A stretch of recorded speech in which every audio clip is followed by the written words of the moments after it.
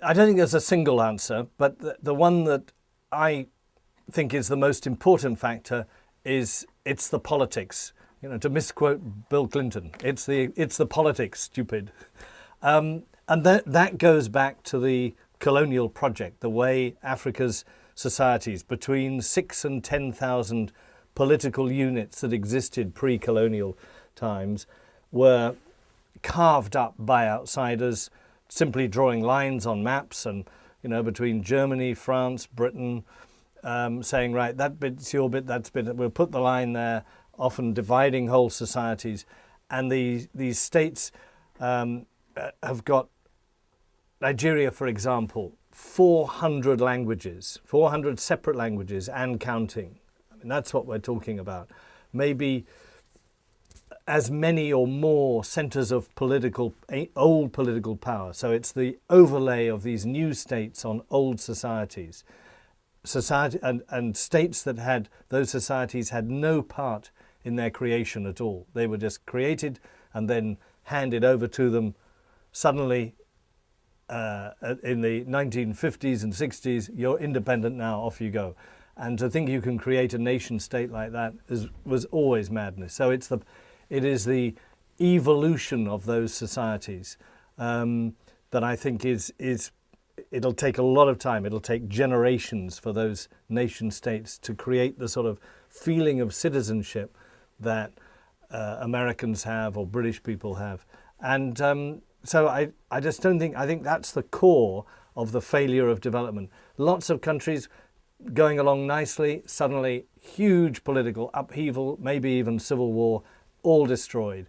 Everybody flees, the money shifts out. And I think that's one. And I think the other one, which is closely linked to it, is that Africa's politics have fallen into the hands of elites, as the Nigerians would call them. These are a class of people who are pure business politicians. And business and politics go together in Africa. You cannot stand as a poor man.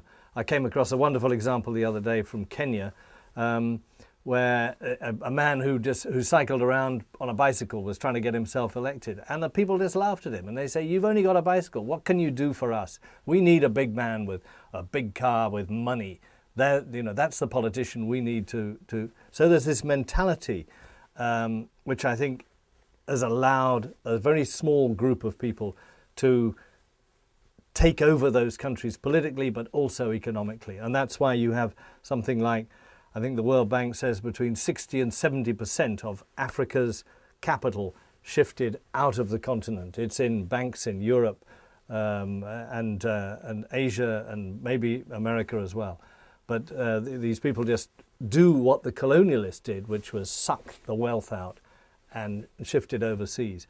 And until that changes, that is, until there's a new generation or even a revolution that actually takes power back to African people, I think those problems, that lack of development, will continue. The answer has been, well, why should we invest in Africa as outsiders if the rich Africans don't invest in Africa? And that's been the case up until now. But I think it's changing. I think there is African capital flowing back into Africa, not just from remittances from African diasporas living overseas. I mean, 20 billion a year until recently. Not sure which way it's going to go now.